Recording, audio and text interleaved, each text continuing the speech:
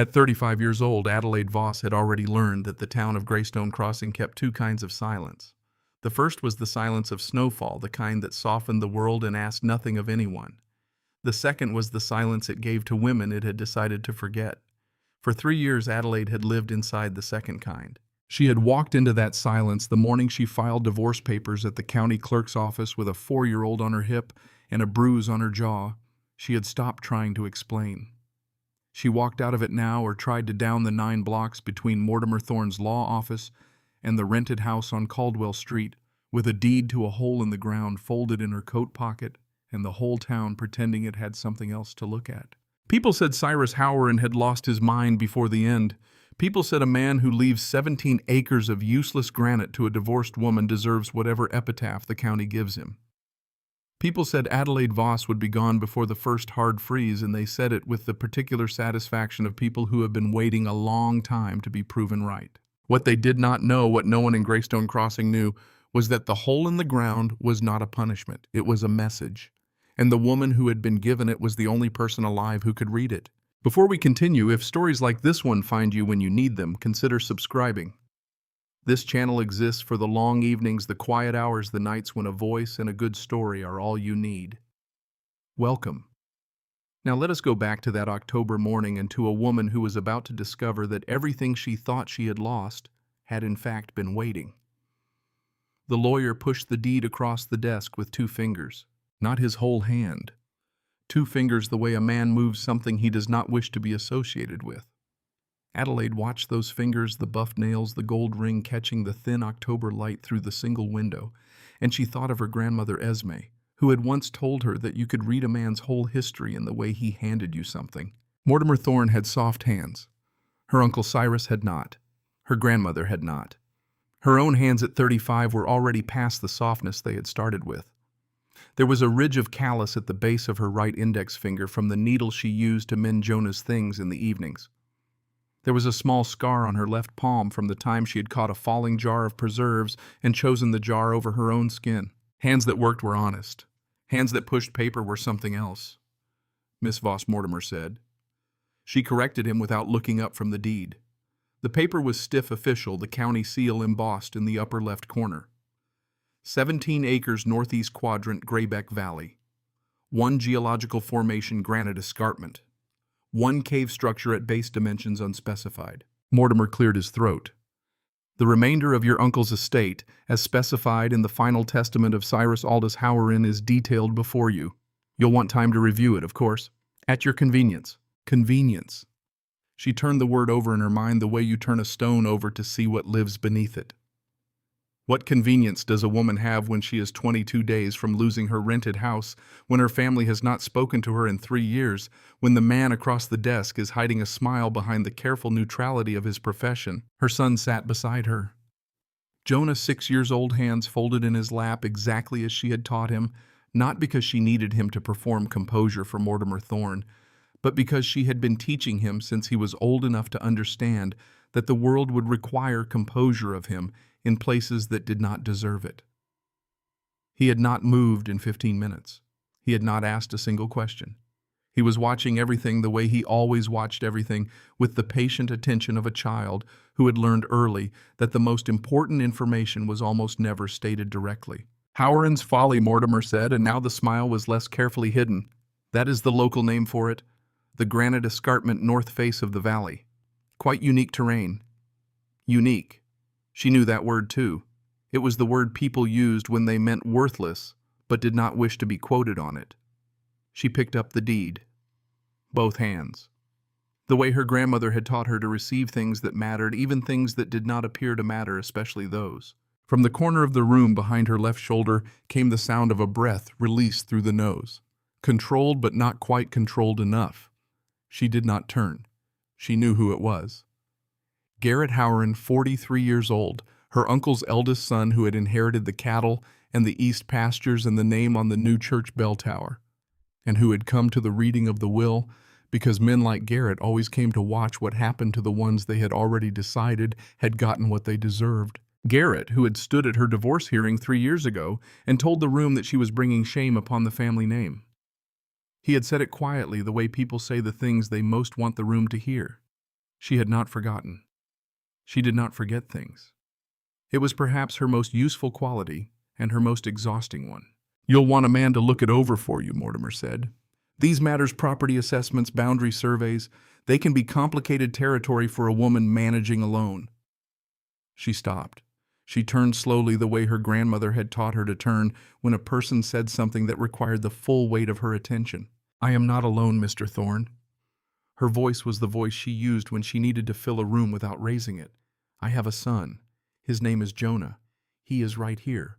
So I am not alone." The room went quiet in a different way than it had been quiet before. She turned back toward the door. Jonah slid off his chair without being asked. His small boots hit the floor. He fell into step beside her with the easy precision of a child who had spent 6 years learning to move when his mother moved. She did not look at Garrett. She did not look at the clerk standing near the window.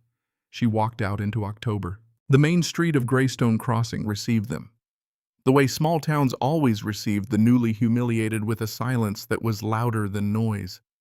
Eyes that found something else to examine at the precise moment she looked up. The blacksmith's wife adjusting her bonnet at the post. The boy from the dry goods store moving a crate of winter squash from one side of the step to the other, then back again.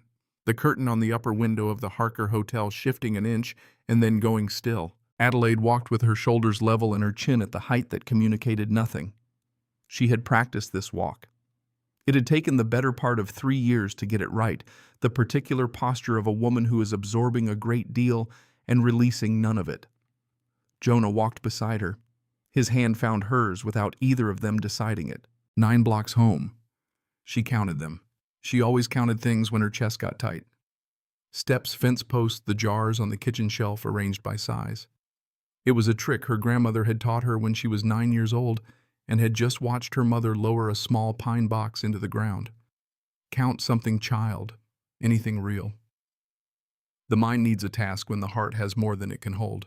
47 steps to the corner of Adams and Main, 12 more to the elm tree the school children had stripped of low branches. Then the rented house came into view, white paint peeling at the porch posts, the kitchen garden she had put in last April, gone to frost and stalk. A man was sitting on her porch steps. She stopped at the gate. Jonah felt the pause and went still beside her. She squeezed his hand once the signal for wait and watch. Brennan was a decent man. She knew this. The kind of decent that costs nothing, the kind that holds doors and tips hats and never raises his voice in public. He stood when she came close. He was holding his hat in both hands, turning it by the brim. The sweat of many summers worked into the felt where his fingers gripped. "Miss Voss." He looked at the hat. "My boy is getting married come November. His girl's from the Halverson place. They'll be needing somewhere to start." She waited. "I told him this place, because I've got the land here and—" He stopped. His thumb moved around the hat brim. "I'm real sorry." "How long?" He looked up surprised. She had skipped straight to the question he had built the whole conversation to approach slowly. 22 days, he said. From today, 22 days. The number went down through her like a stone dropped into deep water, slow and without sound. She heard her own voice from a slight distance, calm and reasonable, belonging to a woman who was not standing on a path about to understand the full shape of the problem she was in. "I understand, Mr. Brennan. Thank you for telling me yourself. Most men would have sent a letter." He nodded twice, quick, the nod of a man who cannot tell if he has just been forgiven or indicted and is hoping the question will resolve itself without his having to find out. He left without putting his hat back on. Adelaide watched him go until he turned at the corner. Then she sat down on the porch step. Her legs had made the decision before she had. Jonah sat down beside her. He did not ask what had just happened. He had understood it. He reached into the pocket of his coat and took out a stone-smooth oval gray, the color and shape of something a creek makes over a very long time out of patience and pressure. He placed it in her open palm. No explanation, no ceremony. The way 6-year-olds give gifts with complete seriousness and no performance attached. She closed her hand around it. "Where do we go, Mama?" She looked at her boy, her father's eyes, her mother's mouth, and something else, something that belonged entirely to Jonah, a quality of attention she had never been able to name exactly, only recognize when she saw it. She did not know yet, but she thought he is asking where, not whether. He trusts that there is a where, That trust was the most precious and most terrifying thing she owned. I don't know yet, baby. He nodded, like that was a sufficient answer. Like he expected her to know by morning. She did not let it break her. She would not let it. She did not sleep that night. She sat at the kitchen table with one candle burning low and the deed unfolded before her. 17 acres, one cave. At the bottom of the page, in Mortimer's measured hand, designated Howerin's Folly per colloquial county record. Beside the deed sat the only object in this house that had been truly hers since the morning she left her marriage, not borrowed, not rented, not contingent on anyone else's goodwill. A notebook. Leather cover cracked along the spine, the color of a creek bed in August. The pages inside were thin and brown at the edges. The handwriting was her grandmother's. Esme Howerin had died when Adelaide was 12. She had left two things. The notebook and one sentence Adelaide had carried in her chest for 23 years like a stone carried in a pocket present, always felt most when she least expected it. Stone makes no promises, child. But stone breaks none either. Adelaide had read the notebook 100 times. As a girl who missed her grandmother. As a young wife who did not understand yet what she had gotten herself into. As a divorced woman with a 4-year-old on her hip and 3 years of Greystone Crossing's second silence ahead of her. The notebook had been her companion through all of it. Esme's voice on paper, her practical intelligence organized into plant names and weather notes and lists of what a woman needs to know if she finds herself somewhere she had not planned to be. The first entry was dated 1849. Adelaide had always puzzled over that year. Esme had married in 1842. She had given birth to Adelaide's mother in 1843. So by 1849, she was not a young woman alone. She was 26 years old, with a husband and a 6-year-old daughter. What had she been doing in 1849 that required a notebook entry about a cave in Graybeck Valley? Adelaide turned to the page. She had read it before. She knew what it said, but she read it now differently because now she had a deed on the table. October, the valley below the cliffs. Wind comes down funny here. Curls doesn't fall straight. Found a cave at the base of the rock face. Spent 3 nights. Fissure in the ceiling pulls the smoke. Could winter here if I had to. And then in smaller letters slightly pressed deeper into the paper as if the pen had been held with more intention. He won't find me here. He won't find me here. Adelaide read it twice. Then again. Her hand went to her mouth. He, her grandfather. The man Adelaide had known as Grandpa Howerin, silent at the Sunday table, quick with his temper when the coffee was wrong, the kind of man whose moods ran the whole household like weather runs an open field and everyone inside it. The grandmother she had idolized, the woman who had been serene in her old age, who had taught Adelaide to count things and taste water and read the sky that woman had once needed to disappear. Esme had run. She had run in 1849 with a 6-year-old daughter to a sister, perhaps somewhere safe, but not before she had found the cave. Not before she had spent 3 nights in it.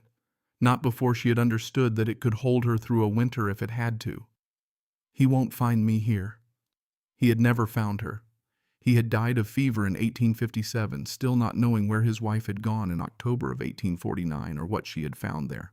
The grandmother Adelaide, remembered as quiet and gray-haired, had been once a woman hiding, and the cave she had hidden in was the same cave listed on the deed on Adelaide's kitchen table. Howerin's Folly was not her uncle's contempt. It was not the worthless inheritance of a man who could not forgive a divorced woman. It was a hand reaching across 30 years, a grandmother who had survived saying in the only language that could cross that distance, I was here. I made it. So can you. Adelaide put both hands flat on the cover of the notebook. Her shoulders shook. Once, twice. She did not cry. She breathed. Then she stood up, pushed back the chair, and walked to the closet under the stairs. She was packing at 3 a.m. The hatchet that had been her father's, the handle worn smooth where he had gripped it, a curve that had accepted the shape of his hand over 30 years of use. The whetstone. The cast iron pot, the one that had survived 2 moves in a marriage and would survive this.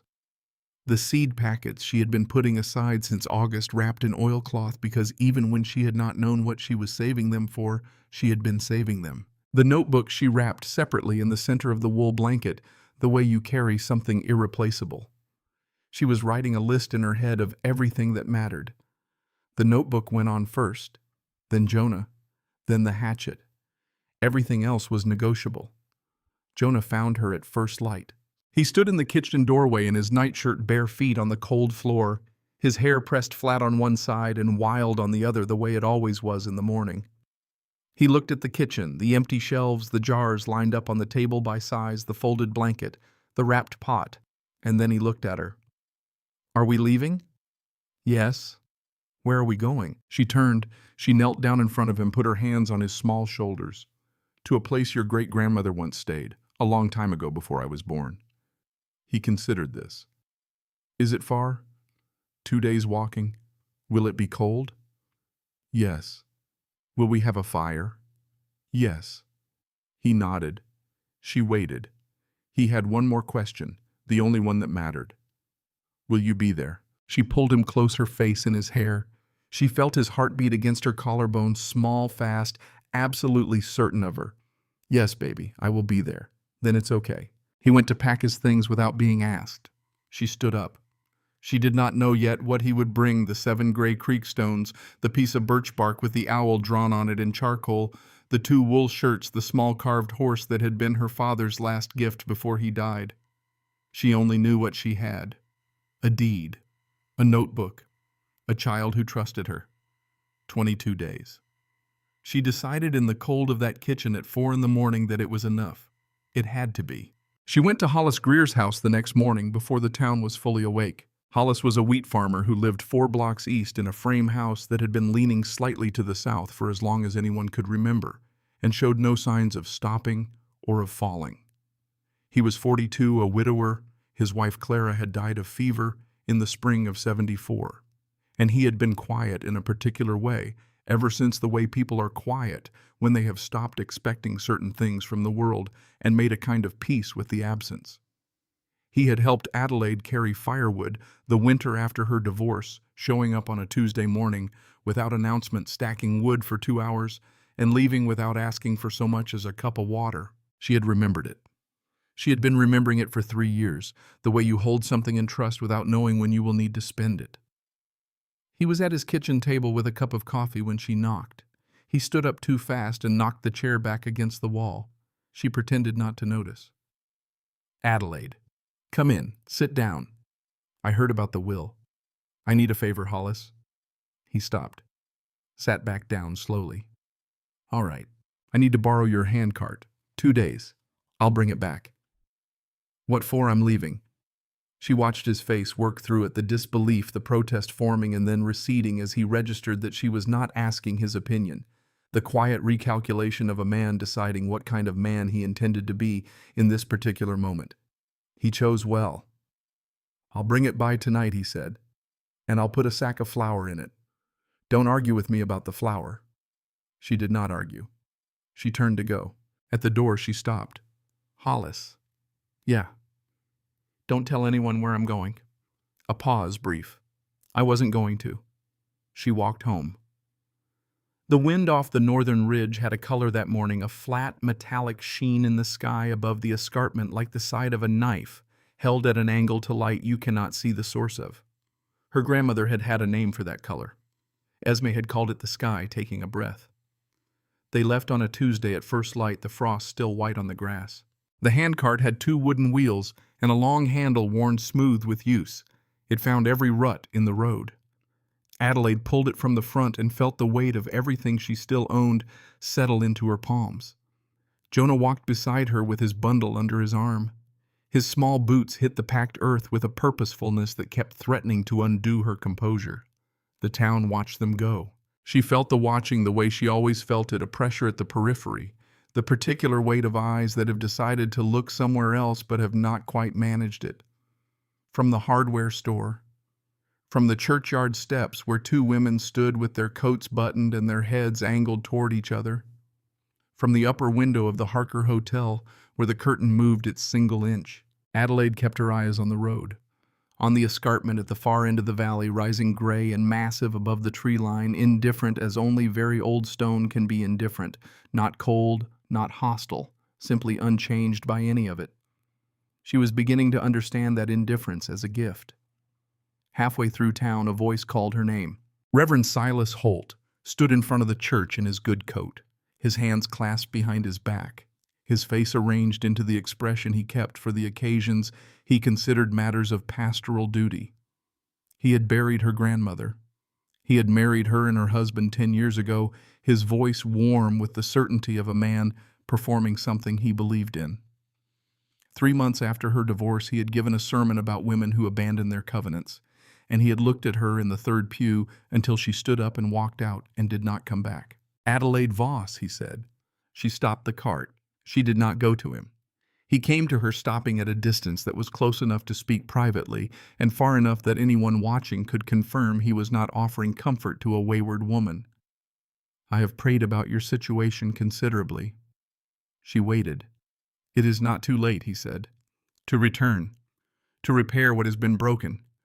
Your boy needs a father's household. The Lord asks for humility, not—" "My husband raised his hand to my child," she said, "once. The Lord saw it. I am at peace with the Lord." His face shifted. She picked up the cart handle. "Good day, Reverend Holt." She walked past him. Jonah looked up at her, once his face full of something she could not fully read, not fear, not confusion, something older than either. Then he looked straight ahead and walked. She did not turn back. She had decided the moment her fingers touched the deed in Mortimer's office that she was finished turning back. There was only the road and the escarpment at the end of it, and what her grandmother had left waiting. They camped the first night beside the creek that ran along the North Trail, 10 miles from Greystone Crossing. Adelaide built a small fire between 2 stones. She had never needed to be taught fire. Her grandmother had shown her at 8 years old, and the knowledge had settled into her hands and stayed there the way practical things do when they are learned young and in the right light. She made tea from dried chamomile she had packed at the last moment, more from habit than intention. She gave Jonah the larger share of the dried meat and both wool blankets, and when he was asleep, she sat with her back against a cottonwood and watched the fire and the stars and listened to the creek and did not think about the 20 days that remained. She thought about the notebook entry instead.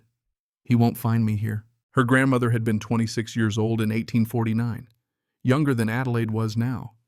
She had walked to that cave. She had not been carried, had not been given. It had found it herself, alone in a valley she did not know well, with a 6-year-old daughter, and whatever she had been able to carry. She had chosen it deliberately, this particular formation, this particular cave, because the fissure in the ceiling drew the smoke up and out, and because the rock face deflected the north wind in a way she had taken the time to observe before she committed herself to it. She had survived. She had come back. She had raised Adelaide's mother, buried a husband grown old in a house in Greystone Crossing, and at the end of it she had left a notebook full of everything she had learned in the year she had needed to disappear. And somehow the land on which that cave sat had passed from her husband to her son Cyrus to a dead man's hand and across 30 years to the granddaughter who needed it. Adelaide did not believe this was accident. She believed her grandmother had known something about the shape of the world, about the way wounds and foundations can be made of the same material depending entirely on what you do with them. She stayed awake counting stars until the fire burned low, and then she slept. They arrived at Howerin's Folly in the early afternoon of the second day. The granite rose before them in a sheer face that caught the north wind and sent it sideways in cold, invisible currents. Standing at the base felt like standing inside something that was moving without moving. The cliff was taller than she had imagined, wider, older. It made the cart and the child and the woman beside the cart look temporary, which she supposed they were, but not in the way the town thought.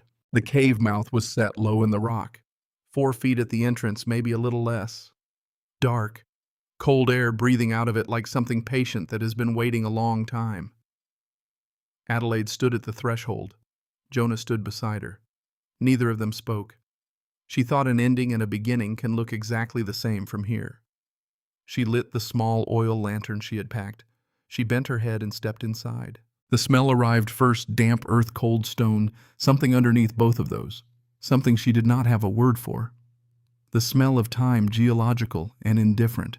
She breathed it in deliberately, willed her body to register it, not as threatening but as old Old was not the same as hostile. The ceiling lifted as she went deeper. After 10 feet, she could stand straight. After 20, the lantern light reached the back wall. She raised the lamp. The wall was granite, smooth in places from water and in others rough and fractured. And there at chest height, shallow but clear, carved by a hand that had pressed hard and meant it to last EH 1849. Adelaide set the lantern on the cave floor. She put her palm against the letters. Her hand covered them completely. The stone was cold, the way stone is always cold, holding temperature rather than generating it, indifferent to the warmth pressed against it. She did not breathe for several seconds.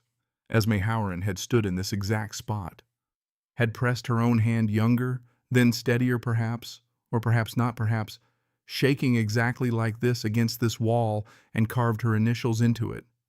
In 1849, 29 years before Adelaide walked through the same entrance with the same need and a child of the same age and a notebook full of Esme's own handwriting folded in oilcloth at the bottom of the cart. Howerin's Folly. It was not folly. It had never been folly. It was a relay, a baton handed forward across 3 decades by a woman who had survived something she was not supposed to survive, to a granddaughter she would not live to see grown through the accidental channel of a dead man's contemptuous inheritance. Adelaide pressed her forehead against the wall. The stone was cold against her skin. She did not pray. She did not speak. She simply stood, hand and forehead against the rock, and felt something move through her that was older than grief and quieter than joy. Not comfort. The cave was not comfortable, had no interest in being comfortable, but something more durable than comfort. Recognition. Mama Jonah's voice, small from the entrance. "Is it okay in there?" She lifted her head. She picked up the lantern. She turned around. He was standing in this cave mouth, his bundle still under his arm, the afternoon light behind him, making him luminous for just a moment, as though the world were trying to show her something she might otherwise be too tired to see. "Yes, baby." Her voice was steady. "Yes. It's okay in here." He came forward. He walked past her straight to the back wall and raised himself on his toes to look at the letters. He studied them with the focused patience of a child who has recently begun to understand that marks on surfaces mean something. He turned. E for Esme. Yes. H for Howerin. Yes, like you before you got married. She had not known he understood that. He had been listening as he always listened to things not directed at him. He reached into his bundle and drew out a piece of charcoal, the kind he used for letters practice on the flat hearthstone back home. He looked at her, not asking with words, asking with his eyes the way he had learned to ask for things that required permission but not explanation. She nodded. He turned to the wall. With great care, the care of someone who understands that stone is permanent and wishes to be worthy of it, he drew beneath his great-grandmother's initials a VJV. 3 generations on the back wall of a cave that no one in Greystone Crossing had entered. 3 sets of hands that had pressed against this stone across half a century. Adelaide put her hand over her mouth. Jonah stepped back and looked at his work with the gravity of someone who has just completed something real. He nodded once. Then he looked at her with his father's eyes and his mother's chin, and that quality she had never been able to name. "She knew we were coming," he said. It was not a question. Adelaide could not speak. She nodded. And the cave held them the way it had held the first woman who had needed it, the way granite holds everything it decides to hold, without tenderness, without sentiment, without any quality that could be mistaken for love. Only permanence, only the promise of a thing that does not change. Which was, Adelaide was beginning to understand, perhaps the only promise that had ever mattered. The first morning in the cave, Adelaide woke before dawn and lay still for a moment with her eyes open in the dark, listening. The rock made sounds she had not expected. Small sounds. A faint settling in the cliff above, like a house cooling after a fire. Water somewhere deep inside the stone, not running but present, a distant mineral patience.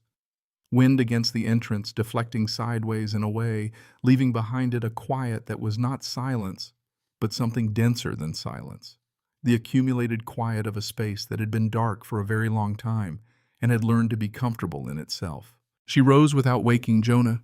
She rebuilt the small fire she had banked at the cave entrance the night before, feeding it dried grass first, and then the smallest pieces of cottonwood. She heated water in the cast-iron pot. She broke the dried meat and set half of it near Jonah's blanket for when he woke. Then she stepped outside into the gray hour before full light and looked at what her grandmother had chosen. The creek ran 40 yards out, cold and direct, cutting through pale gravel. Behind her, the cliff face rose in a sheer plain that caught the first light and held it without warmth. Granite does not warm, it holds, and there is a difference. To the east, a stand of bare aspens ran along the creek's bend, their white trunks orderly as columns. To the north, the valley narrowed into shadow. Her grandmother had not chosen this place for its beauty. She had chosen it for its logic. Adelaide walked to the creek. She knelt and cupped water in both hands and tasted it the way Esme had taught her: smell first, then a small sip on the front of the tongue, then watch how the water moves against the bedstones. A creek that hurries straight and does not curl back on itself is a creek you can drink from. This one hurried. She drank. When she straightened, she looked back at the cave entrance and she saw it for the first time properly, the fissure. It ran up the cliff face above the entrance, a thin diagonal fracture in the granite, maybe 4 inches wide, at its narrowest wider, in places traveling upward for perhaps 20 feet before it disappeared into the rock. Smoke from her small fire was rising through it, not curling, not pooling, not being pushed back inside by the wind. Rising clean in a column drawn upward by the pressure differential between the cold outside air and the slightly warmer air inside the cave. Her grandmother had written "Fissure in the ceiling pulls the smoke." Adelaide stood by the creek and understood. Esme had not stumbled into this cave. She had surveyed the valley. She had read the smoke of other fires, her own perhaps, or a passing trapper's, and she had tracked it upward and found this particular fracture in this particular cliff face and understood what it meant. A natural chimney. A cave that could be heated without suffocation in a valley that would otherwise make heating a cave impossible. Her grandmother had been a scientist. She had simply never been given the word for it. Adelaide wiped her eyes with the back of her hand. She had work to do. She started with the floor. The notebook was specific. Floor first, always floor first. Wind comes in low, not high. A floor of packed clay over flat stones holds heat. Flat, side-up clay between. Pack with the fingers, not the heel. Let it dry 1 full day before you stand on it. She pulled stones from the creek bed. Flat ones, gray and heavy, cold enough to ache in the palms. She carried them up in her apron 4 or 5 at a time and laid them across the cave floor in the pattern Esme had sketched in the margins, staggered like brickwork, each stone overlapping the gap of the one before it. Jonah woke at the sound of the work and came to stand in the entrance. He watched her for a moment, assessing, then went to the creek without being asked and came back with stones in both arms. They worked through the morning without speaking much. The stones went down in rows, slowly, the floor taking shape. The way understanding takes shape, not all at once, but stone by stone, the pattern emerging from the repetition. The clay was harder to find. She had to go along the creek bend where the bank had undercut and exposed a seam of gray-brown earth that held together when she pressed it in her fist. She filled the cast iron pot with it and carried it back. She worked it with water until it moved. She packed it into the gaps between the stones with her fingers pressing firmly, smoothing the surface level. By midday, her hands were cracked at the knuckles. By the end of the second day, they bled in 3 places. She washed them in the creek each evening and packed the cracks with a small amount of pine resin. She had found weeping from a cut in a lodgepole trunk along the creek bend. Her grandmother had noted that pine resin for the hands was better than nothing, and better than most things available for nothing. By the end of the first week, she no longer recognized the skin on her palms. It had become something tougher, less precise, less her own. She thought of it as the hands the work required. She had simply not had them yet. The door was harder. She had never made a door. She understood in principle what a door required: a frame, hinges, a way of sealing against wind without sealing against air entirely.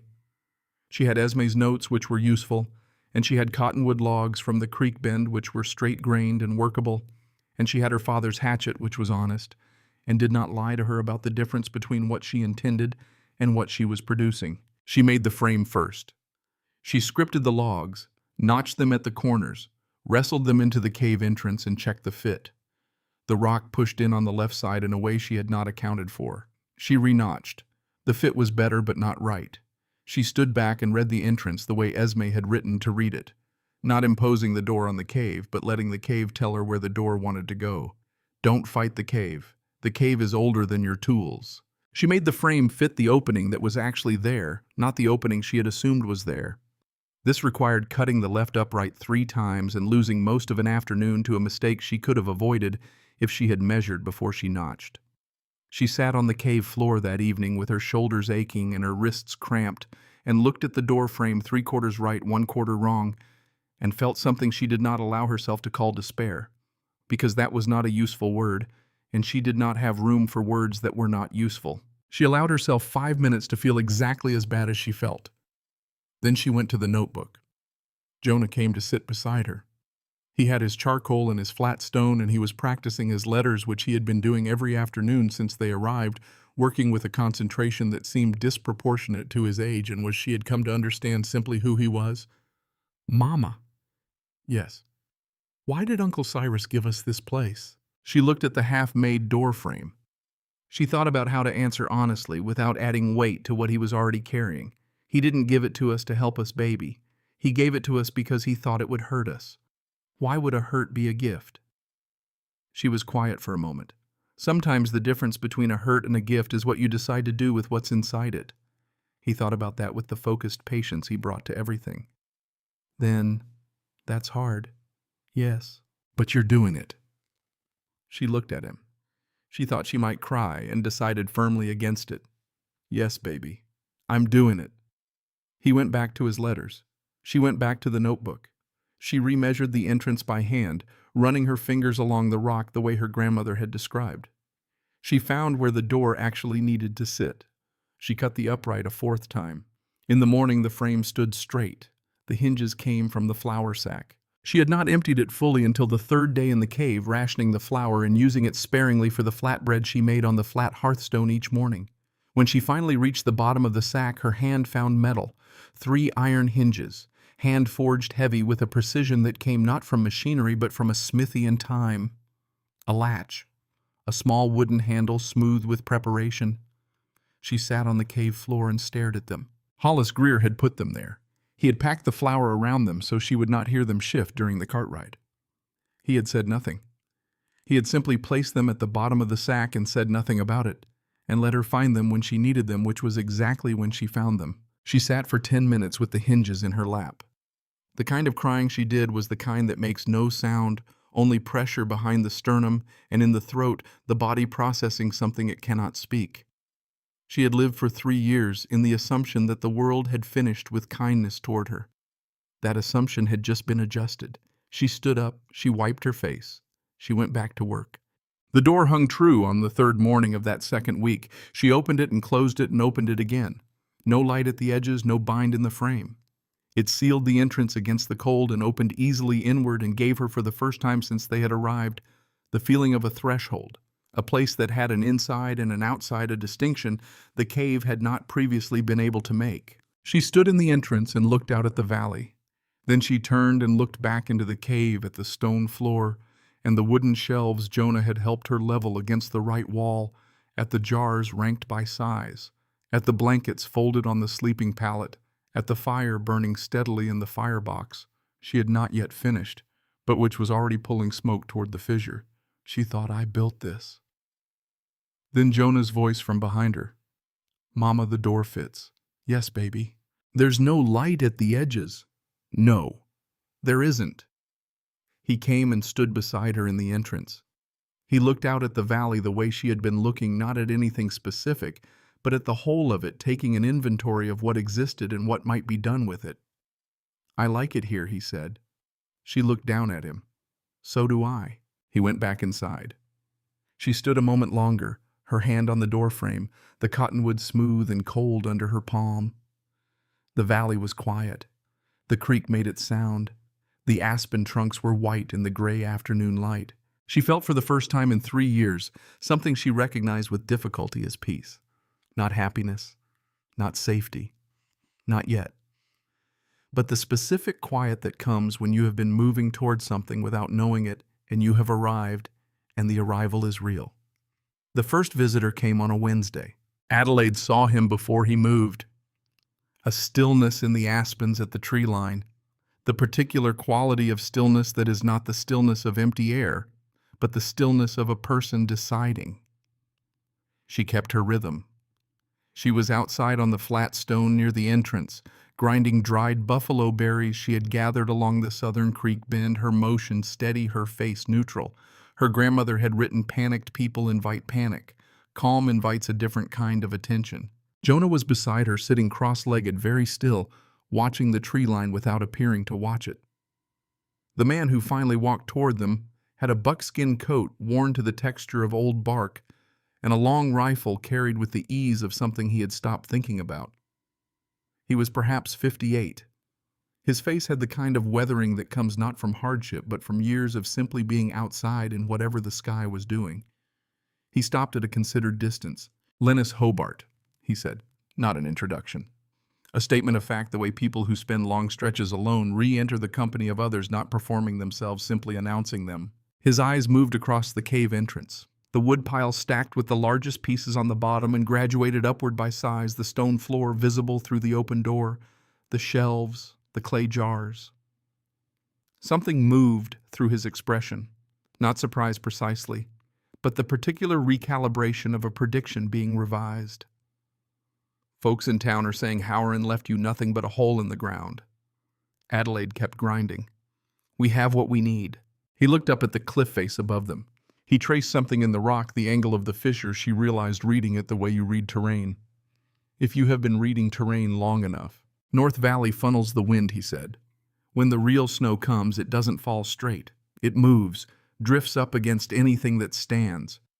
I've seen it put a 2-story barn to the roof line." He looked back at the cave entrance. "A hole in the ground," he said, "is not the worst position to hold in a storm." He did not say it as a compliment.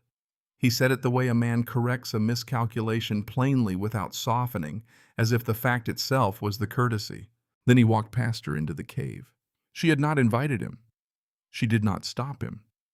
He stood at the back wall for a long time with his hat in both hands and his back to her.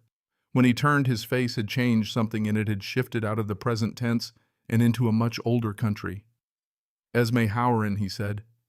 Adelaide set down the grinding stone. "Your grandmother?" "Yes, I knew her." The air in the cave was different after he said it. She stood. Lennis looked at her, then at Jonah, then at the carved letters. He had the eyes of someone who has just found an object he thought lost so long ago that he had stopped cataloging it as missing. "I was a boy," he said. 12 years old. Winter of 38. My father had died on the trail west that autumn. My mother and I were trying to reach her sister in the Oregon Territory. A snow came early. My mother went out to look for the main trail and didn't come back." He paused. "Not for effect. For the time the memory required. I crawled into this cave to die," he said. "I had been in here 3 days, I think. Maybe 4. I don't remember it clearly. I remember cold, and the particular way cold becomes something you stop fighting and start trying to become part of. And then I remember warmth, the smell of something cooking on a stone, and a woman with brown hair and a very calm voice telling me I was going to live." Adelaide did not move. "She was passing through," he said, "years before she carved those letters. She found me. She fed me for 2 weeks. She walked me down to the South Trail and put me on a wagon heading toward the territory." He paused. "I never saw her again. But I never," he stopped. "Started again. I have repeated one thing to myself for 40 years, that she said to me before she put me on that wagon." Adelaide waited. "She said, some things come to you as wounds. Some things come as foundations. The difference is never in the thing itself. The difference is in the receiver." The cave was still. Adelaide felt something run down her face. She did not wipe it. Jonah looked up at her, then at Lennis, with the solemn attention of a child witnessing something he knows is important without knowing precisely why. "Mama writes that down sometimes," Jonah said. Lennis looked at the boy. He nodded once slowly. "I expect she does." He went to his mule and returned with a smoked ham, which he set on the flat workstone outside without ceremony. "Trade for potatoes when they're ready in the spring," he said. "And if the snow comes like I think it's coming, double your wood before the end of the month." It was not charity. It was the language of people who share a geography and have decided to take each other seriously. It was the first time since the reading of the will that anyone had spoken to Adelaide in that language, and she found she had no words adequate to answer it. She nodded. He touched the brim of his hat. At the tree line he stopped and looked back. "Miss Voss." She waited. "Your grandmother had a way of standing when she was thinking something through." One hand on her hip, head tipped sideways like she was listening to something just below what anyone else could hear. Adelaide felt her breath change. "I just wanted to say he said that I see it in you." He walked into the aspens. The mule followed. The trees closed behind them both. Adelaide stood in the entrance of the cave for a long time after the sound of them was gone. The smoke from her fire rose through the fissure in its clean column. Jonah leaned against her side. "He cried," Jonah said finally. "Old men don't usually cry." "No, baby. They don't. It was because of great-grandma." "Yes." "She kept him alive." "Yes." Adelaide put her arm around her son. She felt the small, steady weight of him against her ribs. "And now Jonah said she's keeping us alive too." She kissed the top of his head. She did not trust herself to speak. Mortimer Thorne rode past the following Tuesday. Adelaide was gathering the last of the dried buffalo berry stalks from the slope below the cave when she heard the hooves. She did not move from her work. She straightened when he came around the trail's curve. Same dark wool coat, same polished saddle, the gelding picking its way through the frozen ruts with the mild impatience of a well-kept animal. He slowed as he passed the cave. His eyes went to the woodpile, the smoke from the fissure, the cleared and tidy garden terrace where she had put the seed potatoes to rest under an inch of pine straw. He took a long look. His expression held the particular quality of a man who has made a prediction and is measuring the current state of things against it. He shook his head. A small movement, barely perceptible, the private editorial of a man who has not yet been required to revise his opinion. He rode on without speaking. Adelaide watched him go. Then she turned back to her work and thought with a clarity that surprised her with its lack of bitterness. He is building something to be seen. We are building something to last. She picked up another stalk. Garrett Howerin came on a Thursday morning in early November, which was the last day Adelaide had expected company, and the kind of morning overcast, iron-cold the aspens finally bare, that suited his arrival. He came on foot, which was unusual for Garrett. He was a man who rode when he could and considered walking a concession to circumstance. His coat was good wool. His boots were dry. He had the look of a man who had rehearsed something and was committed to the performance. Adelaide was outside splitting kindling. She set the hatchet handle against the flat stone and waited. Garrett. She did not offer him anything, not warmth, not welcome, not the pretense that they were anything other than what they were. He looked at the cave entrance, at the woodpile. He looked at her hands, which were no longer the hands she had arrived with, and she saw him register this without knowing what to do with the information. "I'll come to the point," he said. She waited. "There's mineral interest in the North Valley. Survey came through in September. The granite formation, your 17 acres, sits above a copper seam that may or may not prove workable. I won't overstate what we know, but I'm willing to offer you a fair price to settle the claim before it goes to formal assay." He produced a folded paper from inside his coat. He held it toward her. She did not take it immediately. She looked at him, the careful neutrality of his face, the too deliberate way he was holding the paper, the calculation behind his eyes that he believed was invisible and was not. "A fair price," she said. "Given the land's character, yes. Mineral rights are uncertain. You'd be taking on risk keeping it. This would give you something solid now before winter makes things more complicated." She took the paper. She unfolded it. She read it. The number at the bottom was a quarter of what the land would be worth if the copper proved out, and they both knew it. The language around mineral rights was drafted to transfer them completely. She folded the paper. She held it back toward him.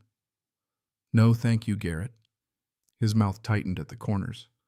"You want to think it over." "I've thought it over, Adelaide." His voice shifted into something that was not quite warning, but was practicing to be. "You're a woman alone up here with a child. Winter is... I know what winter is. The rock face is not... I know what the rock face is. I've been living on it for 6 weeks. He stopped. Something moved behind his eyes, the particular expression of a man who came expecting to negotiate and has found himself in a different conversation. She kept her voice even. She kept her face at the height that communicated nothing. "This is my land, Garrett. My grandmother's land before it was my uncle's. I'll be staying on it." He took the paper back. He straightened it against his palm with the careful motion of a man containing a response he does not wish to display. He nodded once, not in agreement in conclusion, and turned back toward the trail. At the curve without turning, he said, "The storm season in this valley is not what you're used to." She picked up the hatchet. "I know." She split the next piece of kindling cleanly in two. She heard his footsteps on the frozen ground moving away, becoming smaller, and then becoming nothing. The sickness came at the end of November. Jonah began coughing on a Tuesday afternoon, a small sound at first dry like something clearing. By Tuesday evening it had deepened. By the time she laid her hand on his forehead on Wednesday morning, the heat coming off him was not the mild heat of a minor complaint. It was the heat of something working hard against something else, and she could not tell yet which side was winning. The thermometer she had brought from the kitchen drawer at the rented house read 104.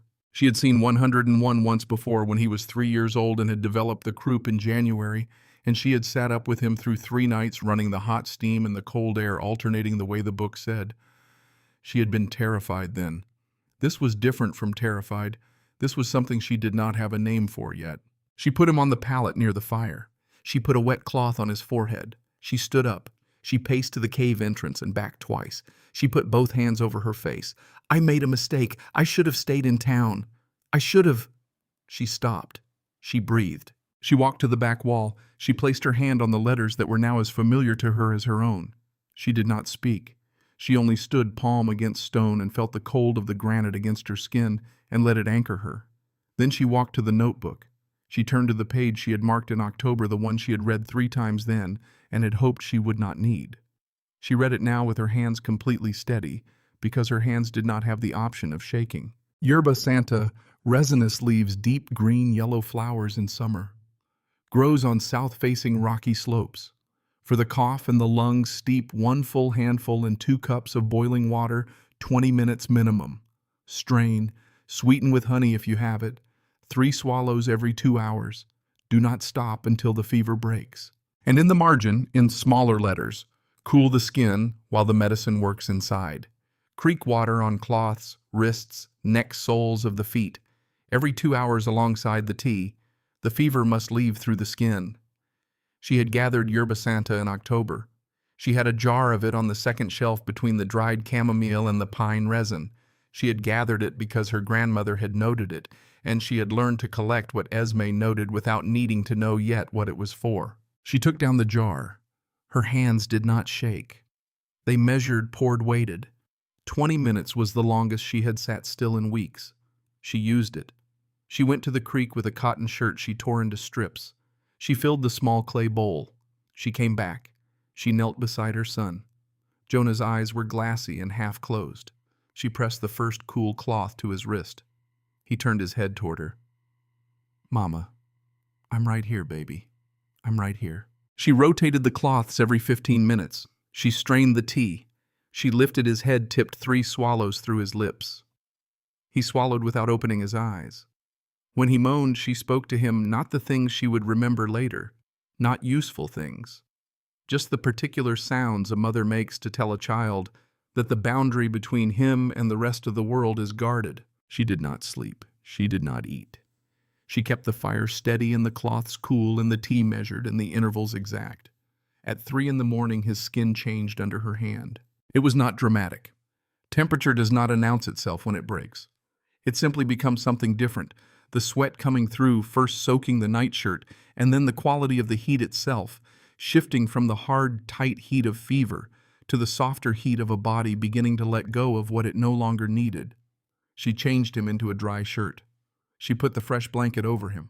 She set the cool cloth across his forehead one last time and sat back on her heels. He opened his eyes at 4 in the morning. His voice was very small and very clear. "Did great-grandma teach you how to make the medicine?" She nodded. She could not produce words. He smiled, small, tired, entirely real. "She's a good teacher, Mama." He closed his eyes again. He slept. Adelaide sat on the cave floor beside her son and she wept. The kind of weeping that has been stored up for too long in a body too occupied to release it.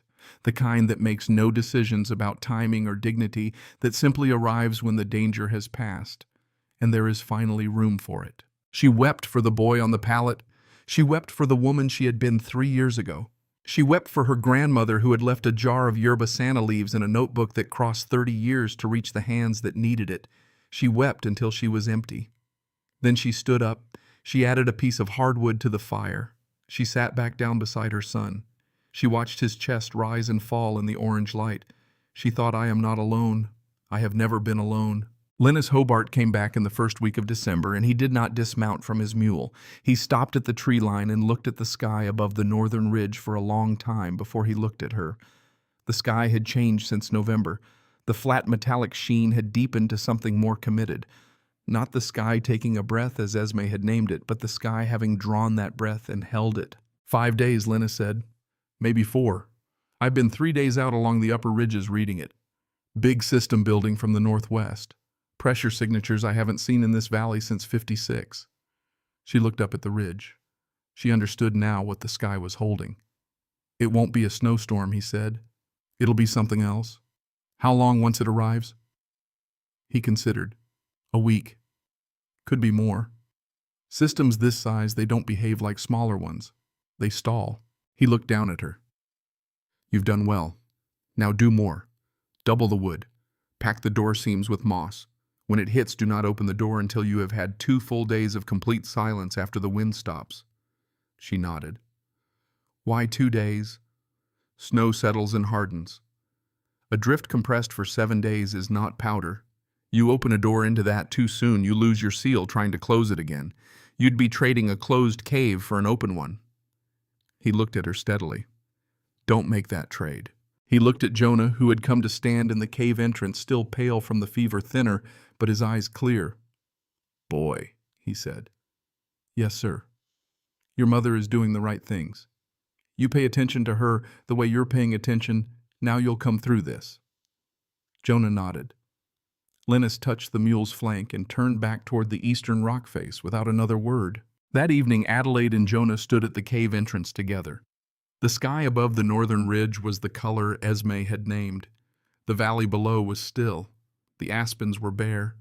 The creek was running slower than it had run in October. Jonah looked up at her. What can I do, Mama? She looked at him, thin-faced, steady-eyed, 6 years old. The question he kept asking her in every form, across every hard morning since October. Not will we be okay.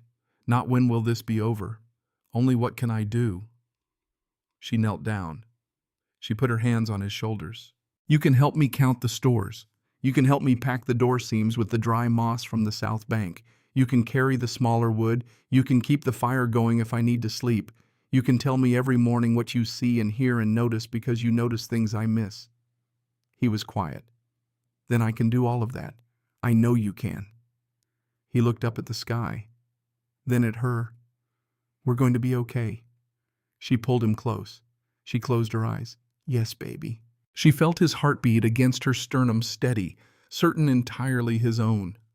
Behind them, the cave glowed with low firelight. On the back wall, 3 sets of marks waited in the stone the grandmother who had found this place, the mother who had returned to it, the child who had added himself to the record without being asked. 3 generations of stone. The wind was not yet coming, but it was building. Adelaide felt it in the air pressure, the way her grandmother had felt it, and her grandmother's grandmother before that, a change in the quality of the silence, the held breath before the long exhale. She stood up. She took Jonah's hand. They walked back inside. She added 2 pieces of hardwood to the fire. She began packing the door seams with dry moss. Jonah brought the moss in careful armloads and handed it to her without being asked, piece by piece working beside her in the orange light. While somewhere beyond the northern ridge the storm that would change everything gathered itself and began its long and inevitable descent toward the valley. She pressed the last of the moss into the final gap in the doorframe. She tested the seal with her palm, no draft. She turned to look at the cave, the floor she had built stone by stone, the door that had taken 4 attempts to hang, the firebox that had taken 4 days and 3 relocations to draw correctly, the shelves with their ranked jars, the pallet, the blankets, the notebook on its shelf. Everything she had built with her hands. Everything Esme had made it possible to build. Everything that was about to be tested by something that did not care about any of it. She was not afraid. She was ready, or close enough to ready that the difference did not matter. She had a child and a fire and stone walls and a grandmother's knowledge pressed into her hands, and she had 20 days of hard work that had made her into someone she had not been when she arrived. The wind came that night without warning, without the gradual crescendo she might have braced against. One moment the valley was still, the next it was not. The cave air compressed. Her ears clicked. The fire leaned sideways and righted itself. And then the sound arrived, not gradually, but all at once, a roaring at registers that moved from the ear into the chest, a vibration she felt in her back, where it pressed against the stone wall. Jonah sat up on his pallet. He did not cry out. He did not call for her. He stood up, walked across the stone floor, and sat down beside her without a word. She put her arm around him. He leaned into her side. Outside, the storm announced itself with the full authority of what it was, not a test, not a warning, the thing itself. And for 7 days and 7 nights it did not stop. And on the 5th night the smoke stopped rising. The smoke had been rising correctly for 6 weeks. Adelaide understood this before she understood anything else about what was happening, that the fissure had worked every single day since she had lit the first fire in the firebox, that it had pulled the smoke clean and steady through 40 feet of granite without complaint, that it had been in fact the reason they had survived the first cold nights before the door was finished.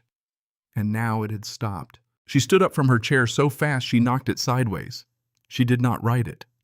The cave ceiling held a faint haze along its highest point, drifting lower in the way smoke drifts when it has nowhere to go, slowly, without urgency, the way danger often announces itself as though it has all the time in the world.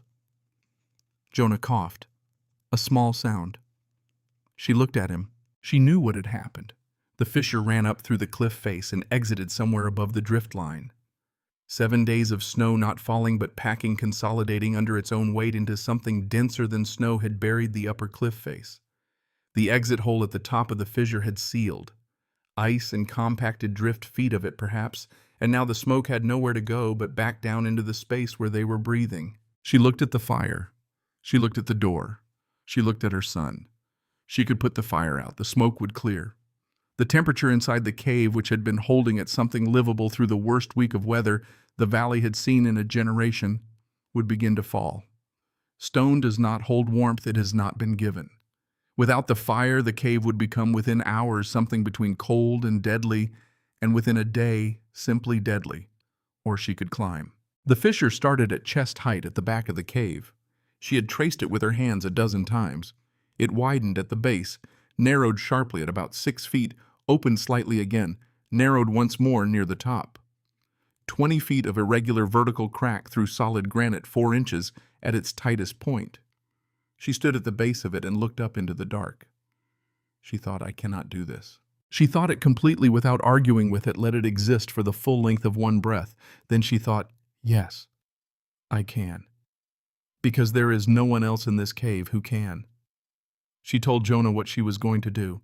She kept her voice at the level she used for weather and dinner, and the location of the spare blankets, the level that said, this is simply the next thing, and we are people who do the next thing. She cut a length of cord from the supply she had brought for the garden terrace stakes. She tied one end around her waist and fixed the other to the heaviest stone beside the firebox. It would not stop a fall. It would tell Jonah where she was if she stopped moving. She put on her heaviest coat. Then she reached for her gloves and stopped. They were not her gloves. They were Esme's. She had found them in the coat pocket the second week in the cave, brown leather worn smooth at the fingertips, slightly large on Adelaide's hands, in the way that things made for someone else are always slightly wrong and yet in certain moments exactly right. She had been using them for heavier work. She had not thought of them as anything except useful. She thought of them now as something else. She put them on. The leather was cold for a moment, then it wasn't. She handed the notebook to Jonah. He took it with both hands. Jonah. Yes, Mama. She held his eyes. If I do not come back down, Mama, listen to me, baby. If I do not come back down, you wait by the fire. Small pieces of wood, only the ones on the left side of the stack. You eat 1 piece of pemmican every 6 hours. You drink from the creek jug. You wait. Mr. Hobart said he would come after 2 days of silence. When he comes, you give him this notebook. You tell him it was Esme's. You tell him I said he should help you. His face in the firelight was very white. His eyes were dry. He was 6 years old and he was not going to cry, which was the most precise measure she had of what the last 6 weeks had made of him. You're coming back down, he said. It was not a question. She looked at him. Yes, baby, I am. I just had to tell you the other thing in case I didn't. You are. Yes. Say it back to me. A pause. You're coming back down. Good. He sat down beside the fire with the notebook on his lap. He folded his hands on top of the cover and did not move. She turned to the fissure. She had read the notebook entry once months ago and filed it without knowing she was filing it. The body is its own ladder. Back against one wall, feet and knees against the other. Pressure, not grip. The cave will hold you if you let it hold you. She had not known she was going to need it. She had simply read it because Esme had written it, and she had learned to collect what Esme wrote. She wedged her right boot into the base of the fissure. She pressed her back against the near wall. She pushed her knees against the far wall. She reached up with her right hand and found a narrow ledge of granite and pulled. The cold of the stone came through Esme's gloves into her palms. She felt her grandmother's hands inside her own. The shape of the leather, the smoothed fingertips, the particular way the left glove sat slightly crooked on the thumb from years of use. She thought 40 years ago you found a boy dying in this cave.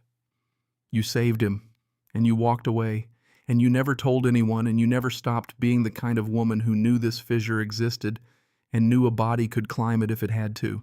She climbed. It was not graceful.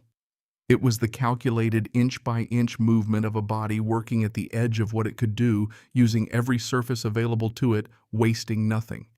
6 feet. The fissure narrowed. She turned her shoulders sideways. She pushed the air out of her lungs to make herself smaller and slid through. 8 feet. 10. The fire below her was a small orange suggestion. She could see Jonah's silhouette perfectly still, the notebook on his lap, his hands folded watching the cord at his end that ran up into the dark where his mother was. 12 feet. Her arms began to tremble. Not from cold, she was generating enough heat that cold was not the problem, but from the sustained effort of holding herself against 2 stone surfaces simultaneously with nothing underneath her. She thought about stopping. She thought, if I stop here, I freeze in place. If I freeze in place, Jonah is alone. If Jonah is alone, then every stone of this floor and every piece of this door and every line my grandmother wrote in that notebook becomes a thing that ended here in the dark, 20 feet above the cave where everything was possible. That cannot be the end of it. So I cannot stop. She did not stop. 15 feet. 17. Her left thigh was cramping from hip to knee, the muscles seizing in slow pulses that she breathed through without pausing. 19. Her head touched the dome of rock at the top of the fissure. Above her a hole the size of her 2 fists, sealed completely. She could see nothing through it, no light, no movement, only the faint sense of pressure from the packed weight above. She braced herself between the walls. She reached to her belt and pulled the hardwood rod she had cut that morning without knowing why, only that Esme had written in a list of things to keep at hand in winter 1 piece of hardwood arm's length for breaking. She drove it upward. Once. A small chip of ice fell past her face. Again. Another. Again. Her shoulders screamed. She switched hands, drove again 3 times, 4, and then a sound, small, clean, definitive. A pop. The specific sound of a seal giving way. A circle of dark air dropped down onto her face, cold enough to burn, clean enough to make her understand how thin the air in the cave below had already become. She drove the rod again. Wider. Again. A piece of ice the size of her fist broke free and fell past her ear. Wind whistled down through the opening. The storm's wind. The same wind that had been shaking the door for 5 days. And it had never in her life felt like anything she wanted to put her face into. But now it was the most beautiful thing she had ever felt, because it was moving and it was clean and it meant the hole was real. She rested her forehead against the cold granite. She breathed. Then she began the descent. Going down was harder than going up. She had spent everything she had to get there. What remained for the return was less, and the task was the same in reverse, and more disorienting because up has a direction built into the body, and down is something the body must argue itself into. She lowered herself inch by inch, boot then hand then shoulder. The cord trailed below her. The fire reappeared faint at first, then brighter, then bright enough to see Jonah's face turned upward toward her. At 10 feet from the bottom, her left foot lost its purchase.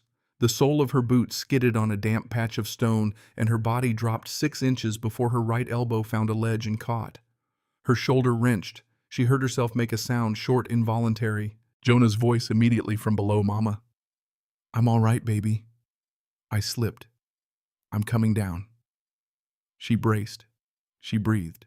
She found the next placement and the next, and went down. When her boots touched the cave floor, her legs made their own decision and folded. She sat down hard on the stone. The cord went slack beside her. Jonah crossed the cave at a run. He had been still for so long, perfectly deliberately still in the way she had taught him, and that he had made his own, that his running now was the release of everything he had been holding, and he hit her with the full force of it. He wrapped his arms around her neck. He buried his face against her collar. And he cried. He had not cried when his father left. He had not cried during the fever. He had not cried once through 7 days of a storm that had reduced the world to their 2 names. He cried now in the silence after the danger had passed, the way people cry when the thing they were most afraid of did not happen. And the relief of that is indistinguishable for a moment from grief. She held him. She rocked him slowly. She felt the wet of his face against her neck. "You came back," he said. "I came back. You said you would." "I did." "You came back." "I came back, baby. I came back." She did not know how long she held him. Long enough for his breathing to slow, long enough for the fire to need feeding, long enough for the smoke she noticed at some point with the part of her mind that never fully stopped watching to be rising again clean, steady up through the fissure and out into the storm above. She felt him go heavy against her side. He was not asleep, but close. She looked at the firebox. Someone had added wood. Small pieces from the left side of the stack, the pieces she had specified. He had done it while she climbed. He had sat with the notebook and the cord, and he had kept the fire. She laid her head back against the stone wall. She closed her eyes. She slept. On the 7th day, the storm stopped. It did not taper. It did not give them the courtesy of a warning. It simply stopped between one moment and the next. And the silence that followed was so complete that Adelaide, sitting by the fire, mending the cuff of Jonah's shirt, put down her needle and sat still for a long moment because she thought something was wrong with her ears. Nothing was wrong. The storm had finished. She thought of Linus. She thought 2 days. "We wait," she told Jonah. He nodded. He did not ask why or for how long. He had stopped asking for things to end before they were ready to end. He had learned this the way he learned everything, quietly, permanently, without ceremony. They waited. For 2 days they cooked from the hearth and mended what needed mending and studied the back wall together. Jonah added one more thing to the carved record: 3 figures in charcoal, small and careful, a woman, a boy, and between them, holding a hand of each, a 3rd figure, slightly older, wearing a long coat. He did not say who it was. He set the charcoal down and looked at his work and nodded once, and that was all. Adelaide stood beside him looking at it. She thought, "This is the truest picture I have ever seen of what has kept us alive." On the 3rd morning of silence, she took the hatchet and broke the ice that had crusted the door seal from the inside. She worked the top corner first, the way Linus had described. Snow fell in dense, heavy, the blue-white of compressed depth, not the loose powder of an ordinary storm. She began digging. Jonah moved snow from the tunnel mouth to the cold storage at the back of the cave. Trip after trip, his small arms carrying what they could carry, his face set with the expression she had come to know as his working face, not grim, not reluctant, simply committed. She thought of her grandmother's handwriting. "When the problem is too large to be useful, make it the size of your hands. The size of 3 minutes. The size of the snow in front of your face right now.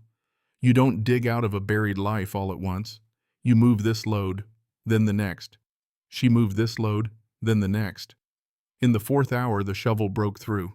A hole appeared above her the size of her fist, and through it came light white, overwhelming the specific brightness of a world covered in fresh snow under a cleared sky so bright after 7 days of firelight that she had to shield her eyes with Esme's glove. Behind her, Jonah made a sound she had not heard from him before. Not a cry, not a laugh, but the sound a body makes when it receives something it has been without long enough to understand what the absence cost. She widened the hole. She widened it until it was large enough for a body. She climbed through first. She emerged into a world that bore no resemblance to the one she had last seen. The valley was gone. In its place was a landscape of compressed white drifts shaped like waves arrested mid-collapse, the snow surface hard enough to support her weight without breaking. The sky above was a blue of extraordinary precision, the kind of blue that exists only after a major weather system has stripped the air of everything that was not itself. She stood on the surface of the drift and turned around. The cliff face rose behind her. The cave entrance was not visible. A massive, consolidated bank of snow rose halfway up the granite, smooth and seamless, as though the valley had always contained this slope and the cave had always been beneath it. She was standing on the roof of her home. She helped Jonah through the opening. He emerged, blinking into the cold and the light, and stopped beside her. He looked out across the valley with the particular expression she had come to treasure. Not the complex disorientation of an adult encountering the unexpected, but the clear, data-gathering attention of a child for whom the world is still primarily a place to be understood. He bent down. He picked up a stone from the surface of the drift, gray, smooth oval deposited there by the storm's movement across the cliff face, exactly the size and color of the stone he had taken from the creek bed and placed in her palm on a porch step in October. He set it in her hand without looking at her face. She felt the weight of it against Esme's glove. She reached into her coat pocket with her other hand and felt the first stone, the October stone, still there where she had been carrying it since the day he gave it to her. 2 stones now. The same stone essentially made twice by the same water and the same pressure and the same patient indifference of geology. The valley had bookended a season. She held both ends of it in her hands. The walk back to Greystone Crossing took 3 hours across 2 miles of changed terrain. Snow had erased the trail. Fence posts emerged from the drifts at heights that made no architectural sense until you understood how deep the drifts were. The settlement came into view as a collection of smoke columns and exposed roof lines, some complete, some not. Adelaide stopped at the rise above the town. She counted 7 houses with sound roofs, 4 with broken ridgelines, 3 that had not held at all their walls, spread outward like something that had exhaled and not come back. The church had lost the bell tower, the new one, the one Cyrus Howerin had funded and endowed and attached his name to with a bronze plaque meant to last 100 years. It lay across the churchyard like a felled tree. The brass bell had rolled 20 feet and come to rest against a fence post. She looked at it for a long moment. Stone breaks no promises. Towers do. She walked down into the settlement. The first person she saw was Hollis Greer, standing at the edge of what had been the livery stable with a shovel planted in the snow beside him and the face of a man who had been doing inventory for too many days. He saw them coming across the snow from a long way off and went completely still. She understood watching him that he had not expected them to be walking. His voice when it came was rough at the edges. "Adelaide, we thought we were in the cave." He stared at her. Then he stepped forward and pulled her into a hug, the hug of a man who had been told something was gone and now found it was not brief and real, and immediately released because Hollis Greer was not a man who held on longer than the moment required. He looked at Jonah. "Boy, sir, you kept your mother safe. She kept me safe. I expect you both kept each other." Jonah considered this with full seriousness. "Yes, sir. That's about right." Hollis nodded. "He said 12 people. And we're still finding." She closed her eyes. She held that number in the dark behind her eyes for the length of a breath. Then she opened them. "What can I do?" Hollis almost smiled. "You always ask that first. You know that. What can I do? Come help me with the Whitfield place. Their boy has been missing since day 4. She handed him the cloth bundle she had brought down from the cave, the pemmican she had made through November, dense and calorie-rich enough to last. He took it with both hands. "Adelaide." "Yes." "Mortimer Thorne is alive." She waited. "His wife is not." She closed her eyes again. She had not liked Mortimer Thorne. She did not like him now if she was honest. But she closed her eyes for his wife, who had done nothing except marry a man who did not deserve her and die in a storm that did not distinguish between the deserving and the undeserving, because storms never have. She found Mortimer that afternoon sitting on a wooden chair someone had placed outside the wreckage of his house. The east wing had collapsed entirely. The remaining walls stood, but the roof was gone. He was wrapped in a blanket that was not his, borrowed clearly from someone who had more than he did, which would have been a thought worth examining 2 months ago and was simply a fact now. His polished boots were ruined. His good coat was nowhere visible. He wore a work jacket 2 sizes too large that had probably belonged to the liveryman or the blacksmith, someone whose hands had actually worked in it. His hands rested on his knees. They looked different than they had in October. They looked like they had been used. He saw her coming. He did not stand. He watched her and Jonah cross the snow toward him with an expression that had nothing left in it to perform with the particular openness of a face that has had its scaffolding removed and discovered what was underneath. She stopped 10 feet away. He looked at her face, the clarity in it, the color, the specific evidence of a person who had been warm and fed through what he had endured, exposed and diminished. Then he looked at Jonah. 6 years old, healthy, holding her hand. Something moved behind his eyes. A calculation being done, the sum of which contradicted everything he had built his assessment of her on. He tried to speak. What came out was not words, a compressed, dry sound, the sound of a man who has run out of the language he usually uses and has not yet found the other kind. He put his head down. Adelaide did not speak. She had not brought words for him. She did not have any to spare, and she did not think the words she had would have been the right ones anyway. Some reckonings a person has to finish alone. She turned to her son. "Come on, baby." They walked away. Linus Hobart came down from the eastern rock face at dusk. He crossed the snow crust at his usual unhurried pace, the mule behind him, his rifle in its accustomed position. He stopped at the cave entrance. He looked at the tunnel she had dug out. He looked at the drift that had buried the entrance and the opening she had made through it. He looked at her. He nodded once. "You held," he said. "We held." His jaw moved slightly.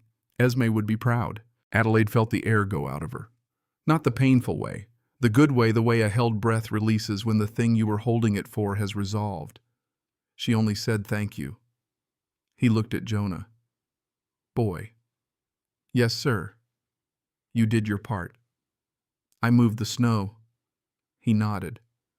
That was the part that needed doing. Linus turned to go, stopped, turned back. "Miss Voss." She waited.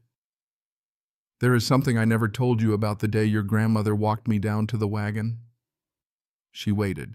"She took a piece of dried apple out of her stores before she sent me on my way. She did not have many.